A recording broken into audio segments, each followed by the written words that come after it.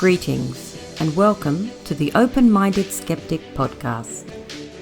My name is Sharon Ann Rowland and I'm your host. Today's podcast is with Phillip J. Watt. Phillip is a hypnotherapist, author and presenter who lives on the mid-north coast of New South Wales, Australia. His first book, The Simulation, is a daring expose of the human experience in the 21st century. His written works and many interviews have reached millions of people and deals with topics from ideology to society, as well as self-development. Enjoy part 1 of the interview.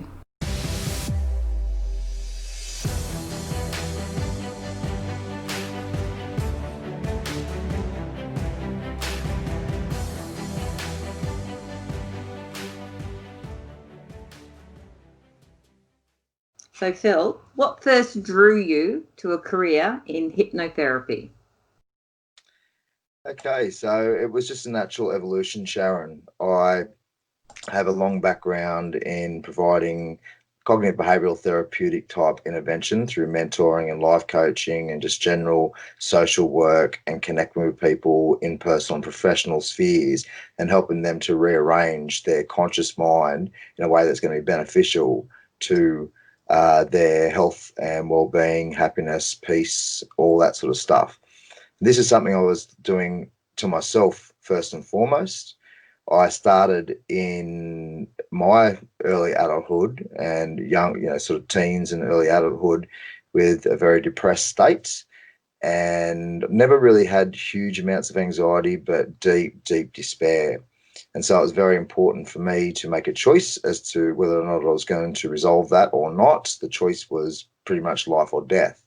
And I chose life, and then I went through a massive process of self-healing and self-development.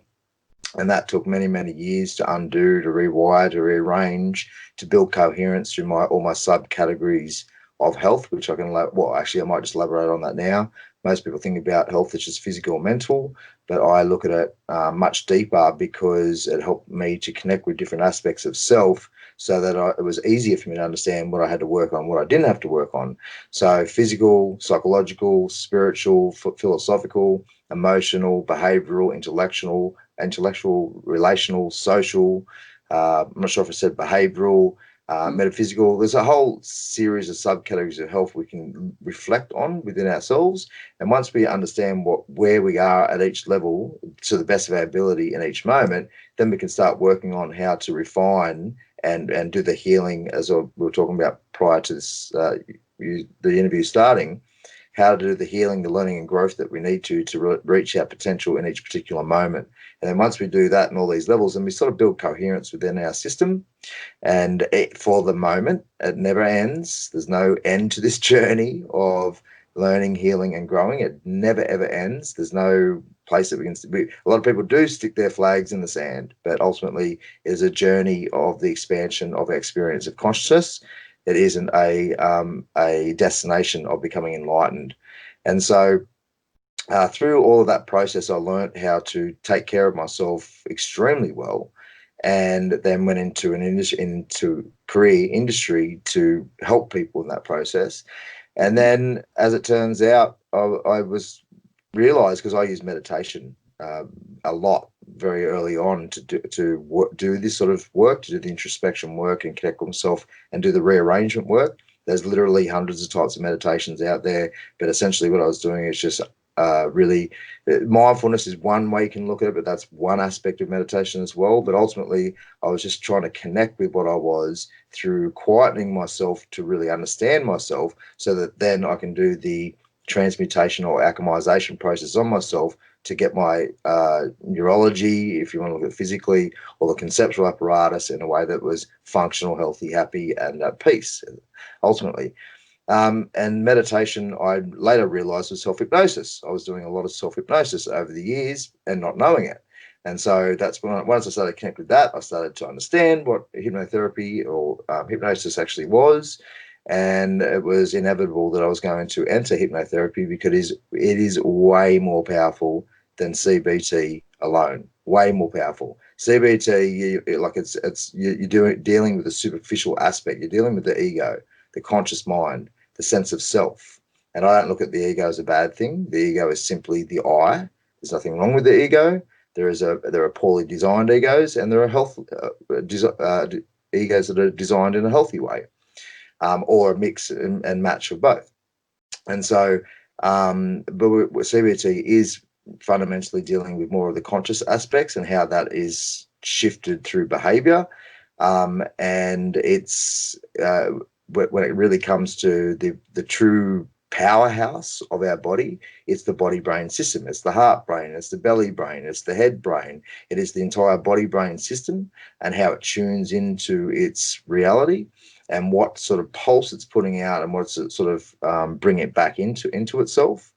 And that is the major driver of our thinking, feeling, and behaviors. So, for example, if I asked you to walk over to your door right now and open it and walk out, you wouldn't think about how you'd have to move your legs, how you'd have to move your arms to reach out, how a door actually works, how a door handle works, how to open it, how to close it, how to continue walking. All of that is unconscious. It's all part of the system. That is what we're dealing with hypnotherapy. We're talking about the automated unconscious responses to our environmental stimuli, including all the stress response system and endocrine system and a whole host of stuff that we're always unconscious of, let alone the stuff that we can be a bit more conscious of, which is part of the subconscious. So I know I'm going on a big sort of loop at the moment. I'm sure at the end of the interview it'll all make a lot more sense once we've gone through all the different questions. And I think you've already answered our second question, which is, have you ever self-hypnotized? So that was part of your learning process, obviously, and to get to where you are in hypnotherapy today. So it was an unconscious act initially, the self-hypnosis. Would you just like stare into a candle and then wake up and realize that you'd actually put yourself into a trance-like state, or? No, it was a conscious choice to participate in meditation. Mm-hmm. I just wasn't conscious of it being self-hypnosis until much later. Okay. If that makes sense. Label. So my meditation, yeah, exactly. And it just, again, once that label helped me to understand that a different process and how to respond to what was going on within myself and how to help other people to understand that within themselves. So it was important for me to eventually understand that it was self-hypnosis, so I can go into the study of hypnosis and hypnotherapy. But yeah, so the unconscious bodily responses to environmental stimuli are extremely powerful. And if the ego or the conscious mind wants to achieve a particular objective or desire, such as whatever it may be, overcoming anxiety or whatever New Year's resolution that people generally fail with, it's because the conscious mind has made a choice, and that's great. It's a more healthy choice to move in the right direction for their well-being, but the body hasn't been changed. And so over time, if they are persistent, committed, disciplined enough, they will send that signal into the body-brain system, and then the body-brain system will adapt and accordingly and become exactly that. And so the conscious and the unconscious becomes married, and they're working in coherence. But it takes a lot of strength and power to do so, and just again that commitment. So that's why ultimately most people fail with New Year's resolutions, and they struggle to make these massive changes in their lives because they're not tapping in to the body and the neurology of the body-brain computer, so to speak. And so that's where CBT, it's great. It's got its place. I'm actually a hypno-psychotherapist. So I do the psychotherapy side of things.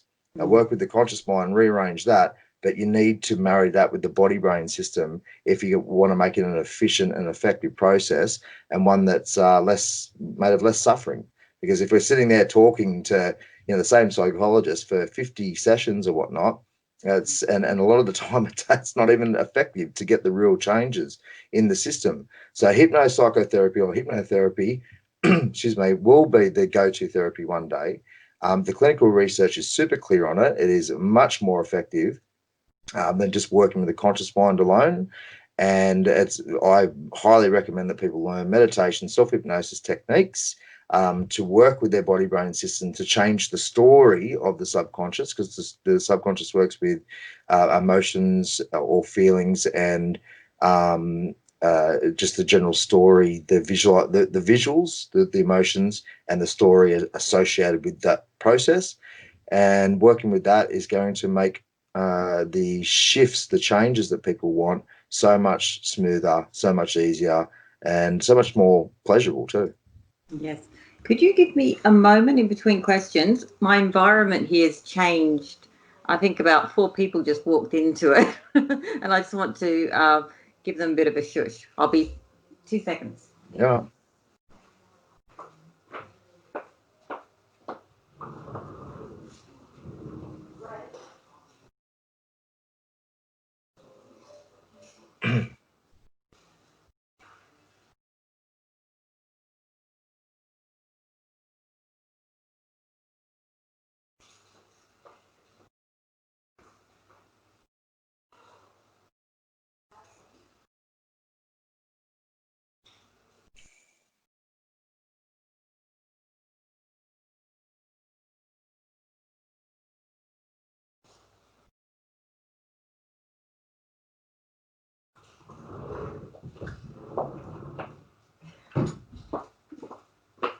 I don't know about your environment, Phil, but I have two students, a husband home on holidays, and two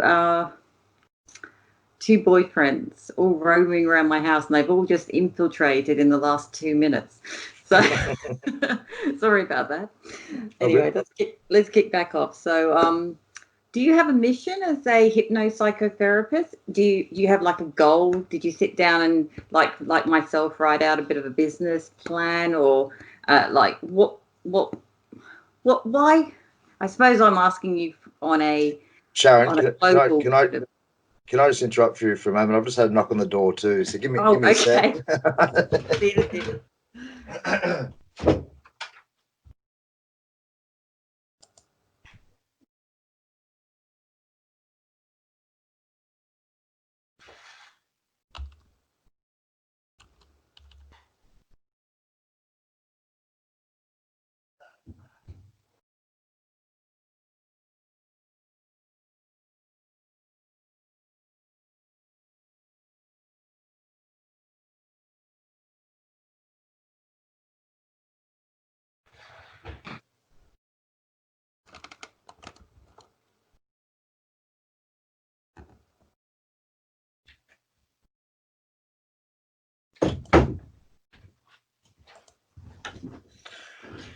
Okay, sorry about that. Get Set a up nice. delivery.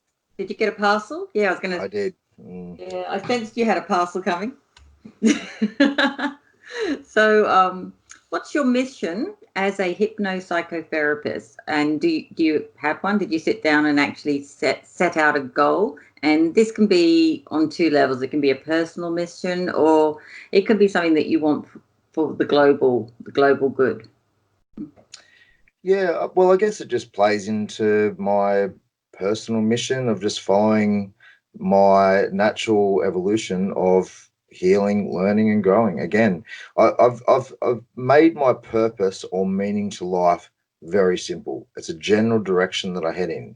My general direction is how can I best heal? How can I best learn? How can I best grow? That's it. And then more or less everything's going to fit into that perfectly, because as long as I'm following that, then I'm not going to be disappointed about having specific. I mean, sometimes I have very specific goals. I want this exact thing to manifest or be co-created through the process.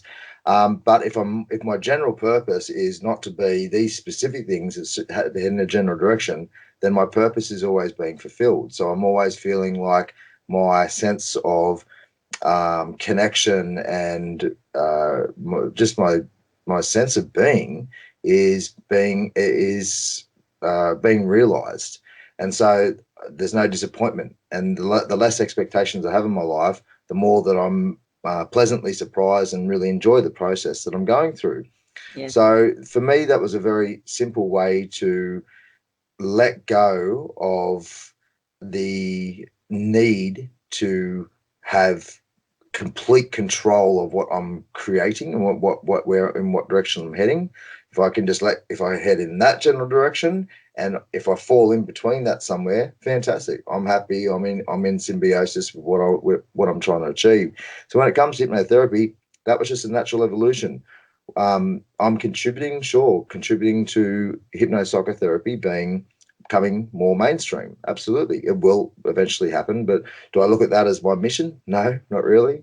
My mission Yes. is what I'm doing in my own life. I'm what I do with my writings and my books or articles or presentations or I love your articles. documentaries or They're very thank you. inspiring. It's very difficult to get inspiration across sometimes in an article, but you have a good knack for it, and you're also a very good presenter, and you've got a lot of energy on stage, which makes people want to learn about what you're saying. So you're kind of you reminded me of as a young what was that gentleman's name? I saw him once years ago. He's very famous. He's a motivational speaker in the States. Not sure. Let But I me do picture. appreciate that feedback. Yes. That's always nice to hear. But yeah, Oh, they're all side things for me. Like they're not my purpose. They're not my thing. It's just like Tony if I get Robbins. Tony Tony Robbins. Robbins, That's who right? it is. That's who you reminded me of when you were on stage. I saw you a couple of years back now. Actually, it was probably 3 years ago at on a conference on the Gold Coast. I go to so many conferences. The Um, paradigm shift. that's the one, Paradigm Shift. Yes, it was the very first one of that, I think. Is it still going? Mhm. Did you go this year? No, I haven't been back since then. No. Yeah, the first one I've been told is the best one. So Okay. Yeah, maybe. I've heard. I got a lot of good feedback from that event, so that was always good. Or again, I'm always happy to present and be interviewed and go through that process and put the information out there. But it's not sort of like I don't feel like it's my mission or my purpose or anything. I'm just living my life. Like I'm a wild child in general. I have a lot of fun in my life. I put as much um, care into my philosophical and metaphysical evolution as I do with my evolution around fun and expansion of being a human. Like I want to be a human too and be on that level. And, I just got back from a week of snowboarding. It was bloody amazing. I haven't been there for a few I'm very years envious. prior. Yeah, it was great. It was fantastic. You've And actually got a so bit of tan around here, around on your forehead, and that so probably, from your goggles. not yes, not too noticeable, but I was a naughty boy. I didn't use sunscreen. Well, I didn't use the right sunscreen anyway. But yeah, but yeah. So there's all these different layers and levels to it all, and I just go with the flow the best I can. Experience the love and lust of life the best I can, and just go with what I am, what I'm made of, and that the whole thing, the whole package is my mission. So hypnotherapy is one aspect of that. I think because you look at it that way, you come across as very credible and very authentic. So keep doing it. Thank you. Which is when I select articles and columnists inside the magazine, I do it pretty much based on how you made me feel at the conference and what came across. And I think apart from, I already had a couple of columnists speaking there, but you were the standout for me. You just had, you seemed authentic, and the moment you ticked that box for me, I knew that I wanted to incorporate you with the magazine. So yeah, it's good, and now I understand how you work too. So that makes more sense. Well, I think that's a really good. Well, thank you for the feedback. I really appreciate that. But also the key word you said there is authenticity and humbleness and genuineness. They're such amazing traits to embody within yourself. And like, I mean, truly do it. Like, truly be authentic to yourself. Face all your shadow, face all your bullshit, face all your truth, your good strengths, your weaknesses, all that process. And that is just so emancipating. It's one of the things that was one of the proper first lessons I activated within my early adulthood and late teens is like, well, who are you? Be real with yourself at the very least. And I spent a lot of time in trying to unpack my ethical signature, like what I truly believed on that level, and then actualize myself around that. And through that process, it was very simple and easy to let go of expectations on myself and others, um, and just um, truly honest as to where I was. And that meant I didn't find change a struggle. Change was so bloody easy because I wanted to learn and I wanted to grow. And so if I got confronted with information that was, contradictive to a belief system I might have or whatever it may be, I wanted that. It wasn't like quick reject, quick hide. I don't need to know that information because my identity rests on my belief systems, which a lot of people do. Then it's so difficult to let go of those beliefs. But my identity wasn't about I need to believe in these particular ways. My identity was I want to learn, heal, and grow.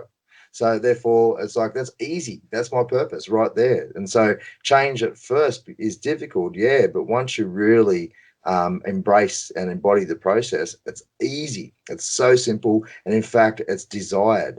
And it's almost like I'm at the point now. Well, I have been for a while. I've said this for quite some time now, which is I want to change. I'd get bloody bored with myself if I have to be the same person that I am right now for the rest of my life. And I love who I am, but I want to know, I want to experience myself more. And so, living these different new hobbies and patterns and being around different people and doing different things, that's all fantastic to me. So I really, really encourage it to really embrace the process of change. It's much more difficult after the brain stops developing around 25 or so. And that's why a lot of people get really stuck and stagnant, like what happens to a stagnant pool of water? It gets diseased. If we're not going with our flow and changing according to what is our reflection, what's being mirrored in our lives, then we're going to be in a greater place of suffering, regardless if it's a little bit scary that you might have to be insecure around who your next level of identity or understanding of self is going to be. Yes, no, look, I completely agree with you. I'm a big proponent of change.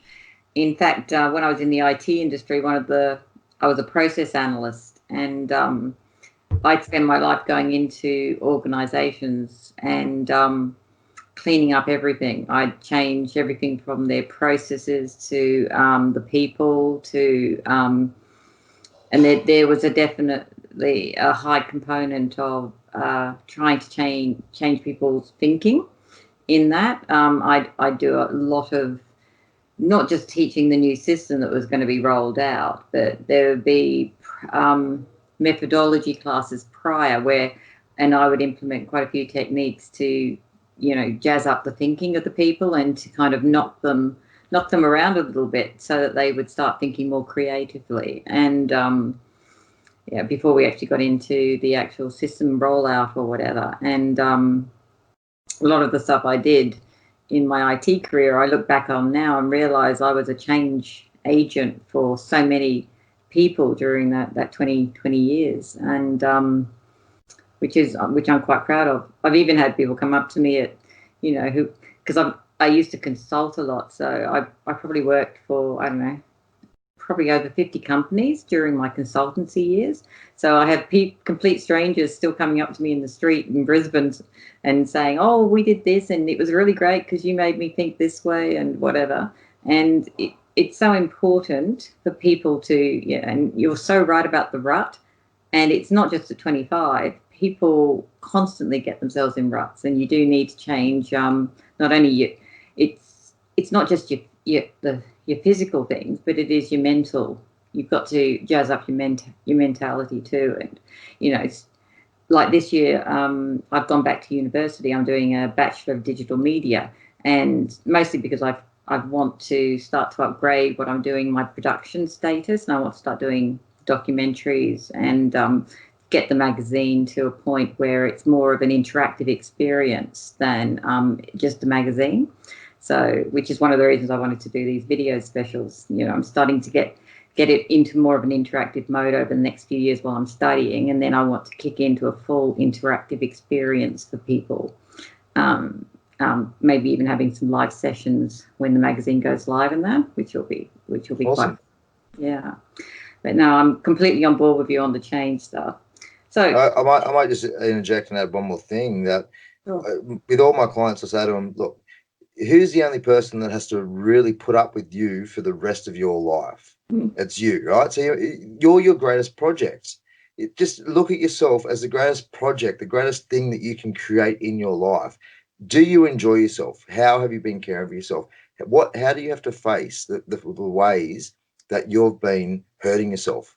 Like, people actually self-harm physically and cut themselves up. Most people cut up their own mind and heart, right? They're just the anxiety, the sadness, the despair, the general lack of contentment and acceptance on the experience of the madness, the magic, and the mystery. It's painful. It's suffering for them. And it's like, well, why do you do it? Why are you doing it? Because you're the one that's doing it. No one else is doing it.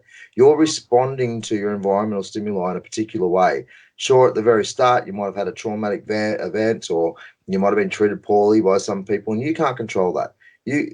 One of the greatest things that you can really understand about how to find peace in your life is to understand that which you can control and to let go of that which you cannot control.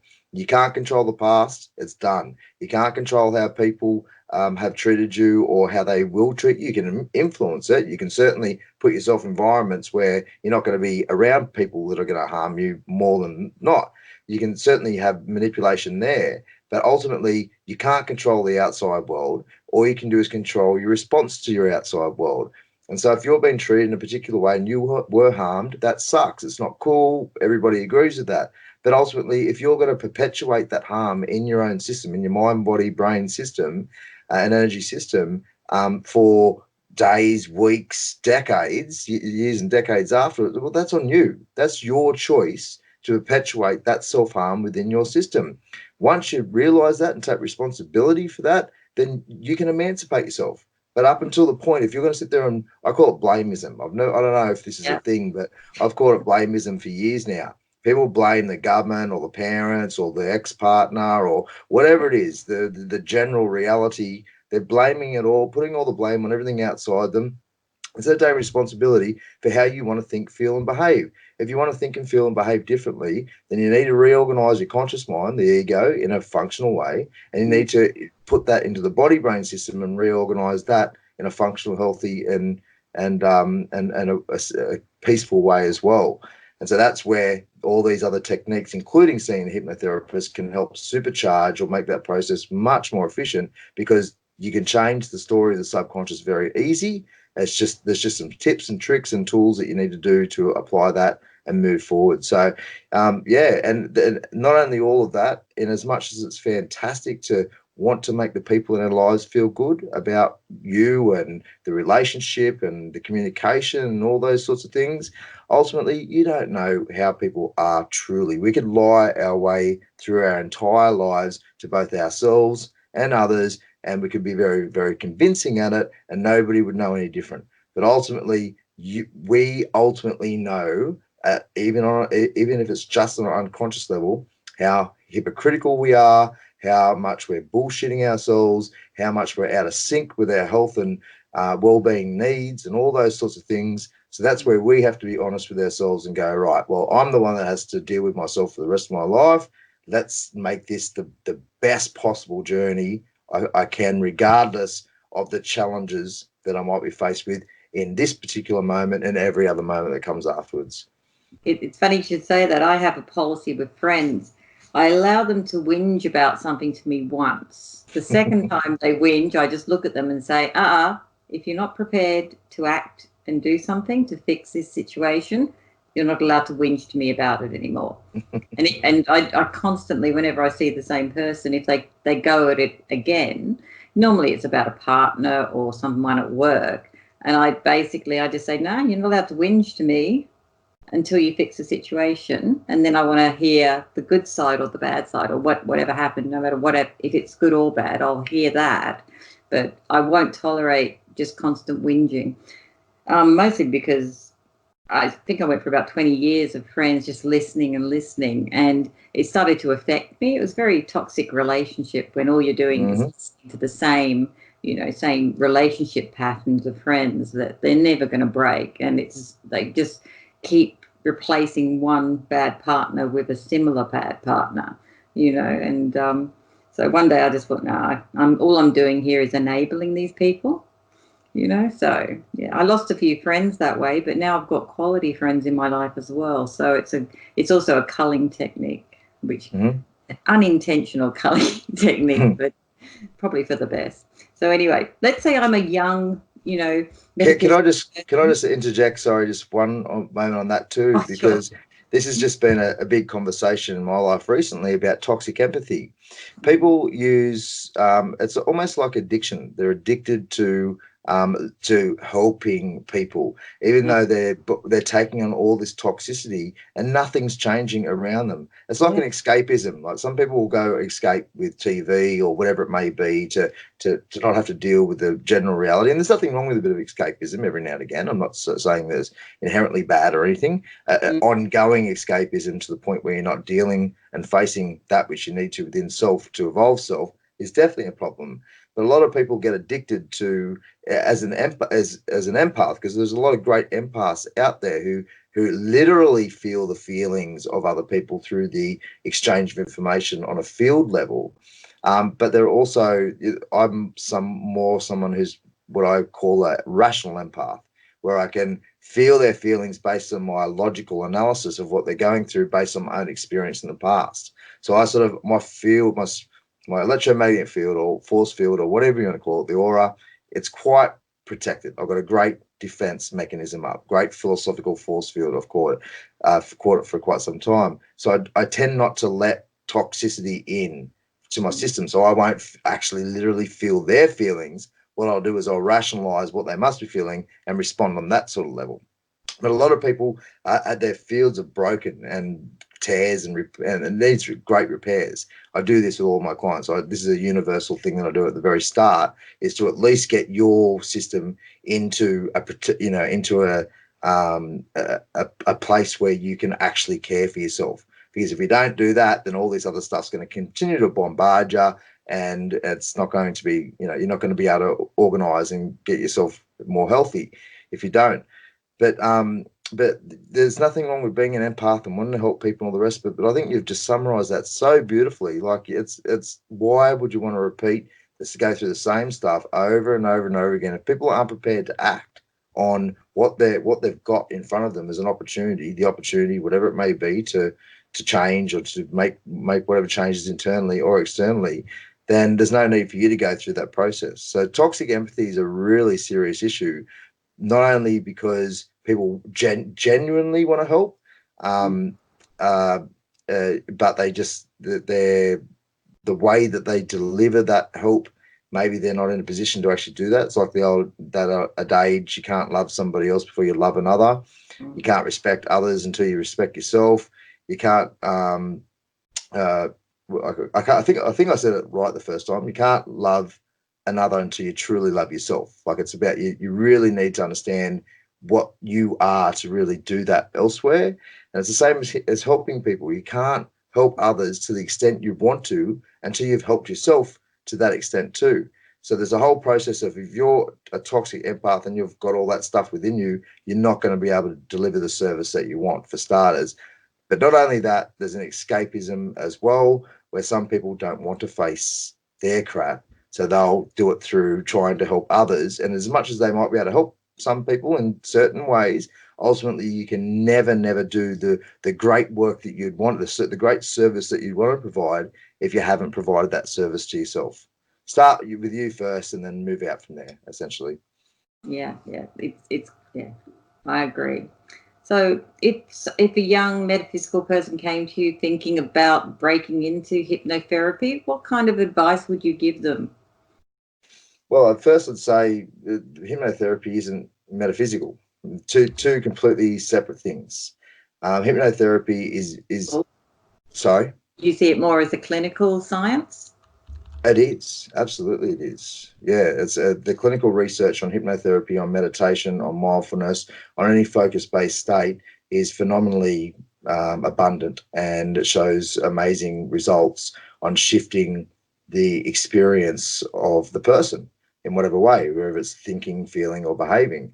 Absolutely, it's part of the natural organization of so-called physics, and physics and metaphysics are like two sides of the one coin. So whilst whilst I said it was separate, it is obviously connected, but you can look at it differently. You can look at it through just a purely scientific lens, or you can look at it through a metaphysical lens, or you can look through both at the same time, absolutely.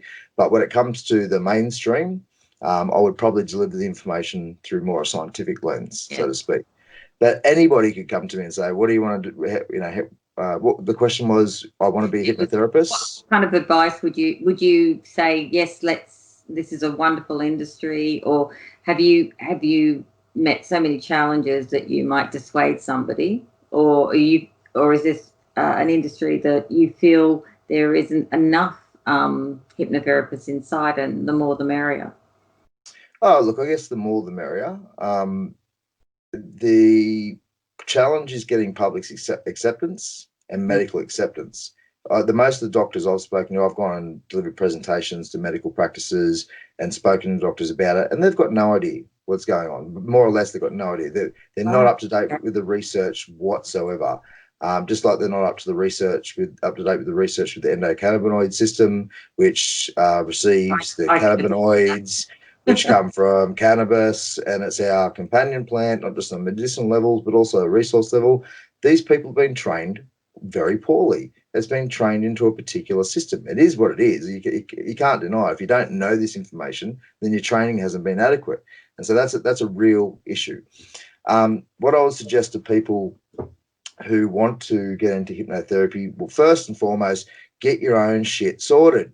Clean out your own nest. If you want to go into a service of helping people, then you need to have some sort of coherence in your own system first, some health and well-being, at least get your good foundation going, get your philosophical force field going, get your understanding of where you are and what you need to be, and then work with that as you move forward through your training.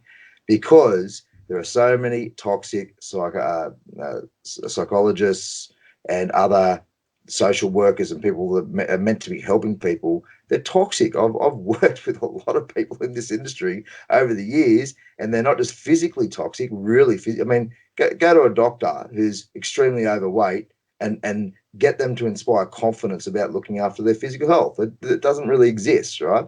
You got to make sure that if you want to be a health practitioner, that you are relatively healthy. And unfortunately, that's not the case. I've read studies where a lot of psychs go into the industry because of the massive traumas and issues they had in the first place. And have they properly organised them and rebirthed themselves to the level they need to provide a proper service to these people? A lot of the time, no. So going to see a psychotherapist or a hypnotherapist or a mentor or a social worker or a counsellor or whatever, it's hit and miss. And I would dare say, and this might be a little controversial, it's probably more miss than it is hit. I haven't met that many great, health practitioners on that level ever. It's been very few and far between, especially if they don't have a metaphysical mindness around themselves. Right? You've got to go into wisdom. You've got to have that level of connection in yourself to be able to help other people. Plain and simple. If you don't know what wisdom is, if you don't know what metaphysics is in general, if you don't have a general level of connection with connection, then unfortunately you're missing out on half the service. You're not going to be able to help them the way that you could potentially help them. So organize yourself first. Well, at least make it a primary focus as you do start going into the study and all the rest of it. And when it comes to hypnotherapy and sort of practice, what I suggest is there's a whole host of tips and techniques and tools that you really need to get an idea of. You need to make sure that when you're actually in the moment doing hypnotherapy, that you've got to have great state control.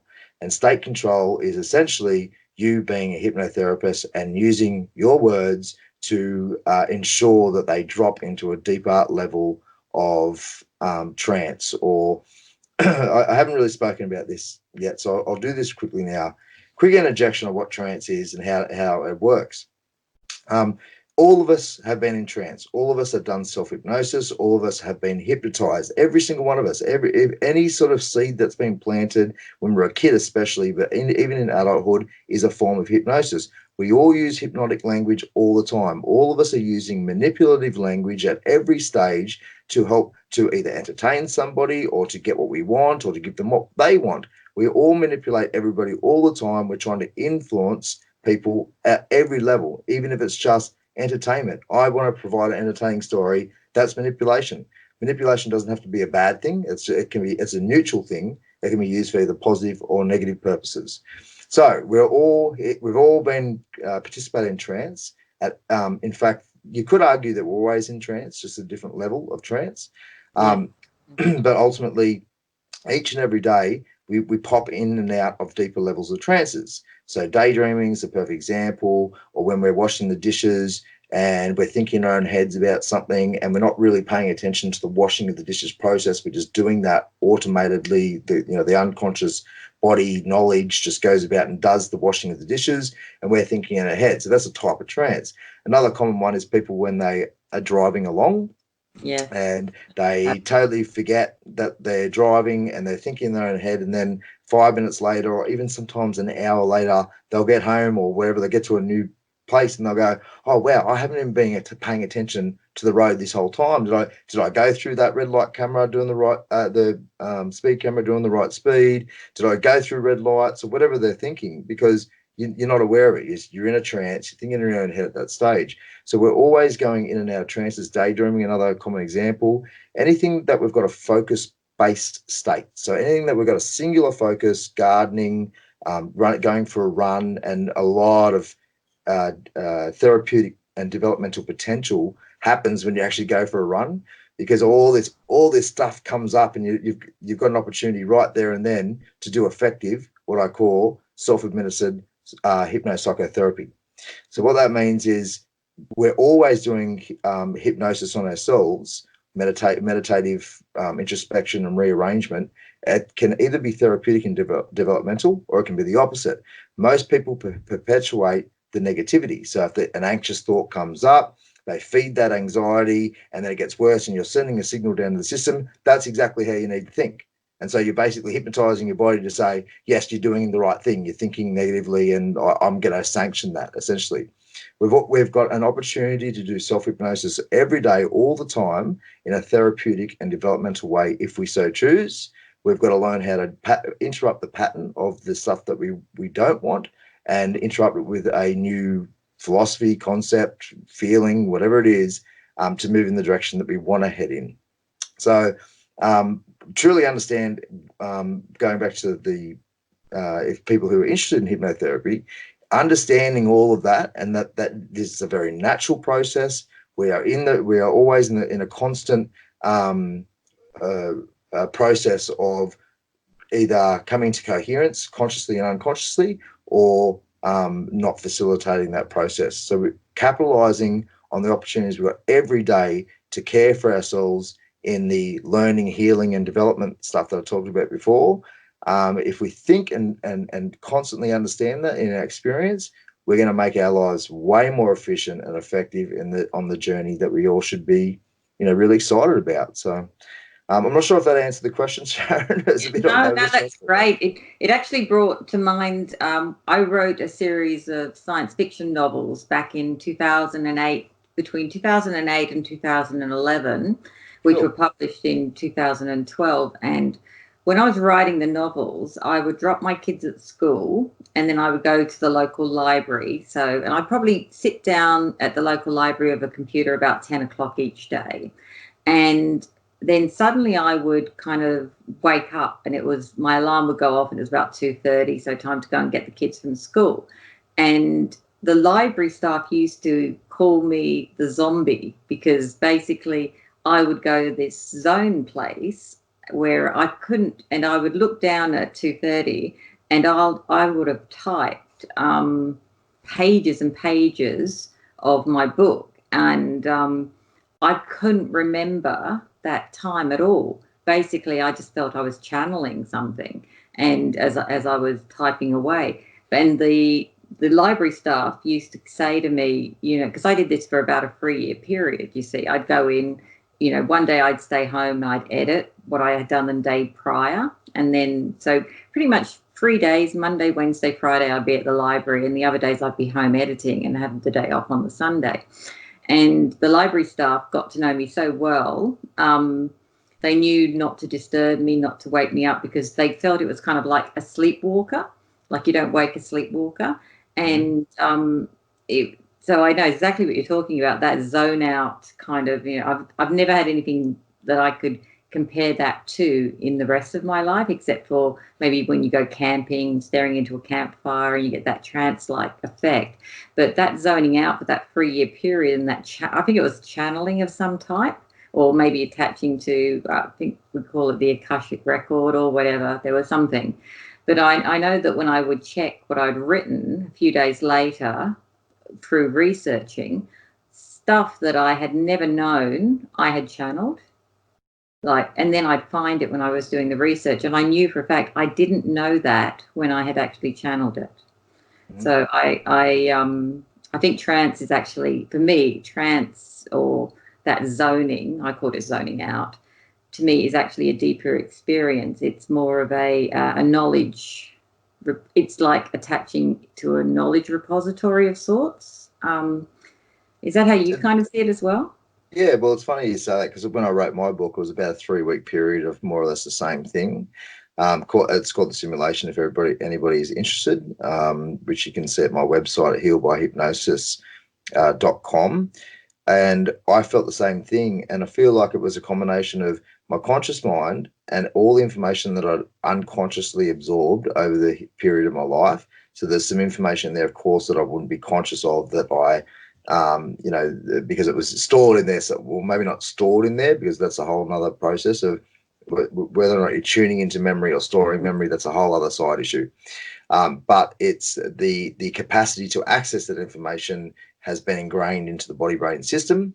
And so I felt like that was where a lot of my information was coming from. But also at a deeper metaphysical level, the energetic blueprint, or what some people call the soul, the very essence of what I am, and is what is the core manifesto of my experience, including time, place, genetics, early epigenetic experiences, everything that sort of happened to me prior to me having some sort of agency or free will in my life, and having some good self-awareness. Whatever the primary manifesto, what people like to call it, that is a definite driver of that, as well as even going further into spirit and Akashic records and the records of memory and information in the entire construct. Absolutely. So I'd say it's a deep combination of all that stuff. It was me just getting the critical faculty of the mind, which is the ego. That's why hypnotherapy works so well, because you basically just your conscious mind, the critical faculty, the logical, executive faculty process of you deciding whether or not you want to absorb this information or not into your system, that's been put to the side for a moment. And you're telling me exactly what you want. You want to be anxiety free. You want to be feeling relaxed, happy, healthy, whatever the client wants. And so do you sanction me to embed that into your system? They're like, yes. I'm like, sweet. So all you have to do is it doesn't matter what your conscious mind's doing. Just, I'm going to distract it and hopefully pigeonhole it enough for it to dissipate for a short moment. So the body is completely open to only that information, because you've only sanctioned me to embed that specific amount of information. The body listens to that. And so therefore, if I'm saying something that is inconsistent with what you've sanctioned me to do, then your body won't absorb it. It'll go. So that's sort of the process of how it works. Through all of the manifestation of that information, I think it's a weird sort of combination. I don't know. It could be more dominant in certain ways. So you might be tapping into information differently, or more, or different sources, or primary sources, if that makes sense. It was historic. It was bizarre, because I would write something, and then 3 days later, I'd be doing research on something historical, and that is what I had written previous. But I was very certain that, and I mean, I grew up in England. I schooled up until I was 13 in England. So maybe there was a lot of historical stuff I did study in England during that time, which I'm just recalling. I don't know. But I know I went through a lot of epiphanies during that time, because I was like, how the hell did I know this? And like I would actually have written names, like very difficult names, like one of most of the characters in my novels, basically have past lives. They have a series of past lives throughout time, you see. So there was a lot of historical characters which I drew on, for example, Joan of Arc. And some of the character names, they were French, very difficult to write or even to spell. And I would have them perfectly written or typed. And then when I went to do the research on that particular, era to get the environment to build into the book, the novel, I would actually find the same names of the people at the time. It's And amazing. You could have even been tapping into the field of some of your friends who already had deeply ingrained that information to the system. So there's all these different layers of absolutely. And it that, and blew that's a few times. There was a lot of epiphanies during that 3-year period while I was writing that, and I stopped trying being surprised at things like that. I just started to accept after about the first year of it. I just started to accept that this is just how life is, and I up until then I think I hadn't really understood what the Akashic record was, and but now I'm a firm believer that it explains a lot of the reasons why two people in different parts of the world have the same idea, develop it, and put it to market at the same time. That's what I think. There's an infinite amount of ideas and an infinite amount of information out there, and all we have to do is that connection, either through meditation or some type of zoning, or, as you say, I don't know about mindfulness. Mindfulness to me is meditation without the spiritual connection, but maybe I'm looking at that from the wrong perspective. I don't know. Every time I've tried to be mindful, I've ended up like not going very far with it, because I don't know. I don't try. To me, it's just being present in the moment. That's how I see mindfulness. But every time I try and explain that to somebody, they tell me I'm wrong. But to my mind, I don't well, know. What is mindfulness to me is simply being mindful about what is going on in the activity of who you are. I wouldn't say it's being present. I would say it's going internal. So it's about mindfulness is about actually getting to know yourself, actually understanding how you operationalize yourself, your thinking, your feeling, behavior, and becoming mindful of what you actually are, your energetic frequencies, your more dominant signatures, everything that makes you what you are in that moment. You try and be as mindful as possible as you can of that, so that you can change it according to what you want, essentially, right? So and also being mindful of the subconscious stuff that's been driven through your thinking and feeling behavior, as well as mindful of the energetic, the core of what you are, what that's trying to push through you as well. And then you use that information how you want, essentially. You're just becoming mindful of it to do something with it. Yeah. But going back to, as far as I understand, it's one of 8 pillars of Buddhist. I can't remember the actual concept right now, but it's one of 8 ways of becoming more conscious and in coherence with all the layers of self, essentially. But yeah, going back to before, and this is why the mystery that you talked about before. Who knows? Who exactly knows where that particular bit of information from that particular chapter and this particular moment came from? It could have come from all these infinite types of sources. We are all part of the one field. That's exactly how it works. We are all one. However, we are also individuals. We're also different. On one level, it's true that we are the one thing, and it's also true on another level that we are individual snapshots of that infinite conscious, or whatever words that people like to explain that as, right? So there's this coexistence of what you think might be contradictory, but no, if you look at it through the right lens, you can see how it all coexists symbiotically in a nice, beautiful, harmonious way.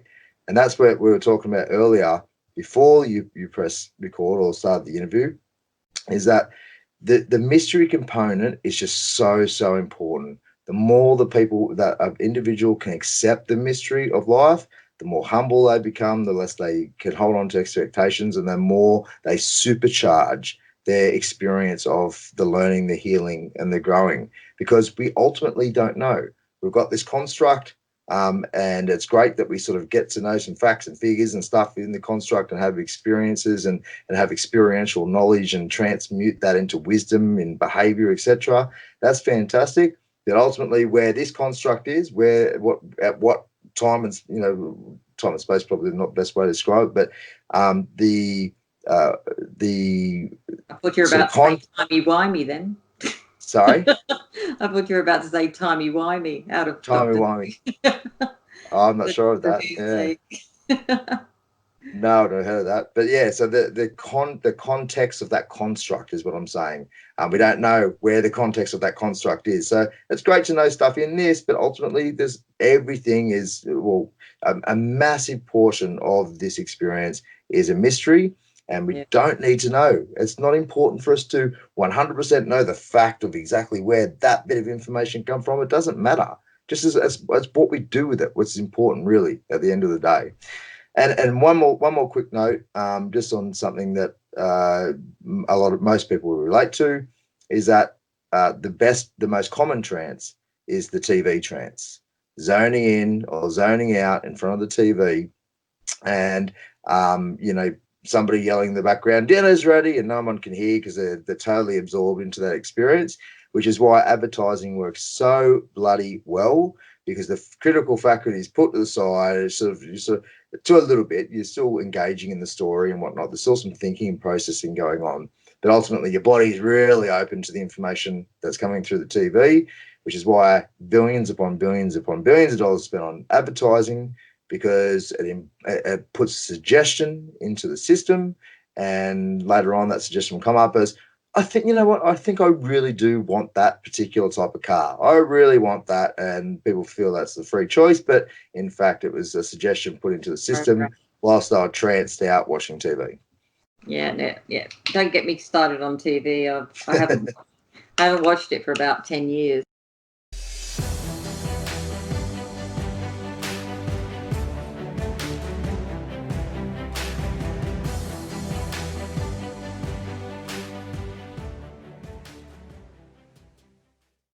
Well, that's all for our podcast. Thanks for listening, and remember, if you want to support what we do, then share, subscribe, and leave a positive review over on iTunes for the Open-Minded Skeptic. My team and I look forward to entertaining you once again in our next podcast. To check when our next podcast is, simply head over to www.tomspod.com. That's www.tomspod.com.